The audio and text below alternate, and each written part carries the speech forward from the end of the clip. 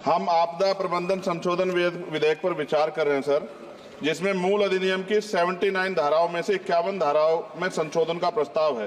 हालांकि ये संशोधन आवश्यक हो सकते हैं, परंतु यह तरीके कुछ जटिल हो सकते हैं, खासकर नए सदस्यगण मेरे जैसे के लिए, जिन्हें मूल अधिनियम और संशोधन विधेयक दोनों का अध्ययन करना पड़ता है। इस विधेयक की समझ में कठिनाई हो सकती है और विधायी प्रक्रिया में जटिलता आ सकती है। इस संदर्भ मेरा सुझाव है कि यदि संशोधन विधेयक के माध्यम से मूल अधिनियम को ही प्रतिस्थापित करके एक नया विधेयक प्रस्तुत करे तो यह न केवल विधेयक को अधिक स्पष्ट और समझने में आसान बनाएगा, बल्कि लेजिस्लेटिव ड्राफ्टिंग प्रक्रिया को भी सरल कर देगा।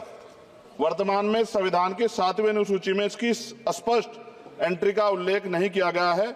मंत्री जी कृपया यह बताने का कष्ट करें कि वर्तमान विधेयक संविधान की 7वीं अनुसूची के किस एंट्री में कवर है। यह प्रश्न इसलिए महत्वपूर्ण है क्योंकि यदि हम इसे संविधान की 7वीं अनुसूची में स्पष्ट रूप से दर्ज करते तो यह विधेयक लाने का आधार और संसद की विधायी शक्ति को स्पष्ट रूप से मान्यता मिलती। इसके बिना यह विधेयक संविधान के तहत अपनी पूरी वैधता का दावा नहीं कर सकता, जिससे इसे लागू करने में होने में अस्पष्टता उत्पन्न हो सकती है। इसलिए मेरा सुझाव है भविष्य में इस प्रकार के विधेयक लाते समय संविधान की 7वीं अनुसूची में आपदा प्रबंधन के लिए एक स्पष्ट प्रविष्टि जोड़ी जाए, ताकि संसद की विधायी शक्तियां स्पष्ट रूप से विधेयक और औचित्य की तरफ पूरा करें।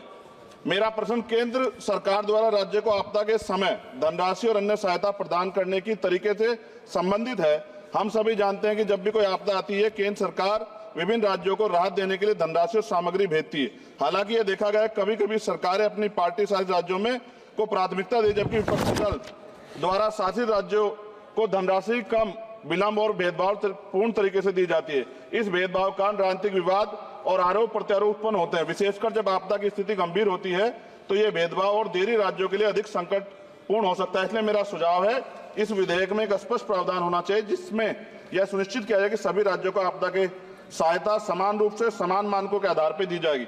यदि प्रारंभिक सहायता प्रदान की जाती है तो यह सभी राज्यों के लिए समान और किसी भी राज्य में भेदभाव का शिकार उसको ना होना पड़े। साथ साथ विधेयक में यह प्रावधान है कि आपदा डाटाबेस के साथ अगर आर्टिफिशियल इंटेलिजेंस, रिमोट सेंसिंग और डाटा एनालिटिक्स जैसी टेक्नोलॉजी का इस्तेमाल कर डाटाबेस की उपयुक्तता बढ़ा सकते हैं। इस प्रावधान भी विधेयक के हों। एनडीएमए में जो आपने स्पेशली स्टाफ रखेंगे, क्या नियुक्ति में SC, ST और OBC को आरक्षण का प्रावधान दिया जाएगा?